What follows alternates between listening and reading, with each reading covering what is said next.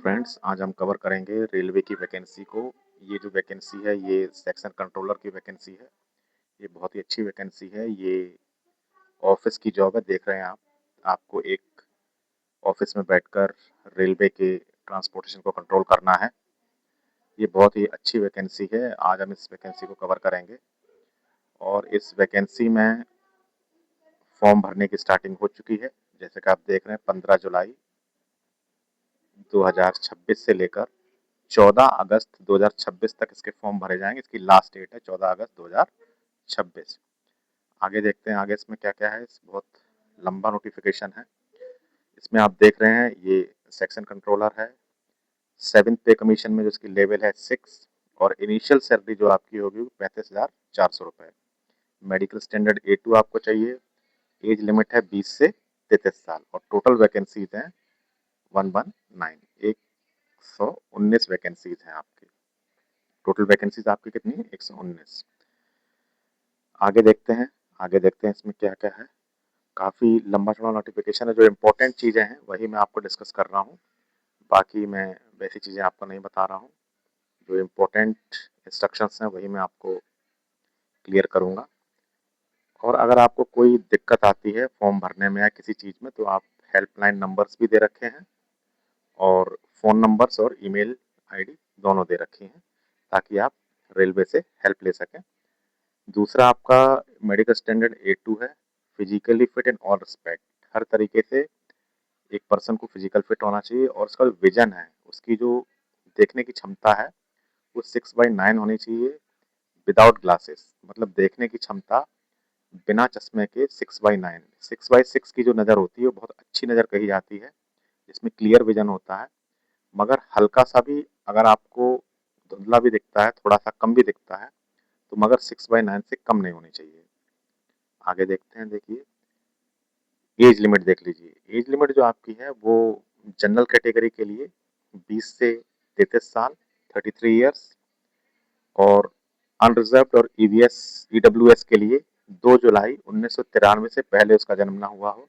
OBC जो non creamy layer है उनका 2 जुलाई 1990 से पहले जन्म ना हुआ हो और एससी एसटी कैटेगरी के लिए 2 जुलाई 1988 से पहले उसका जन्म ना हुआ हो, तभी वो एलिजिबल होगा।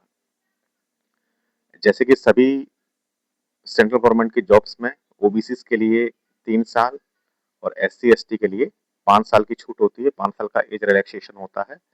वैसा ही सभी में है। और कैटेगरीज आप देख लीजिए फुल नोटिफिकेशन डाउनलोड करके। उसके बाद फीस कितनी आपको जमा करनी है।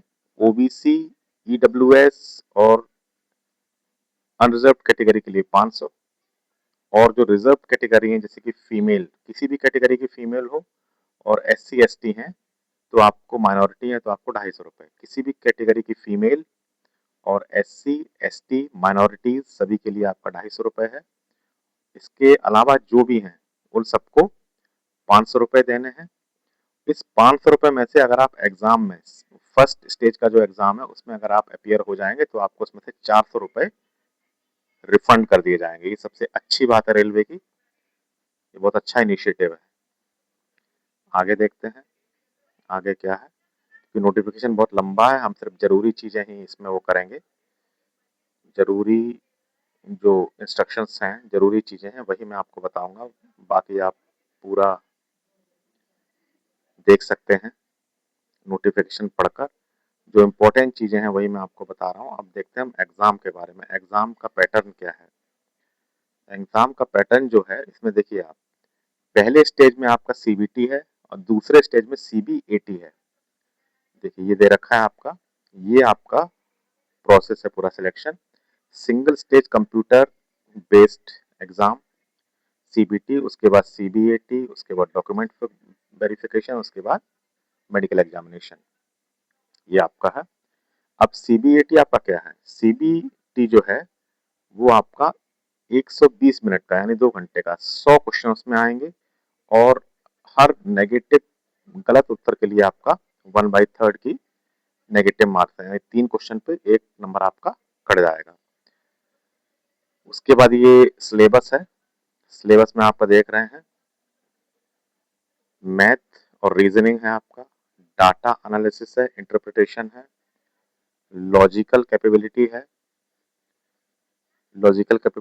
फिर आपकी मेंटल रीजनिंग है, आप देख रहे हैं मेंटल रीजनिंग है।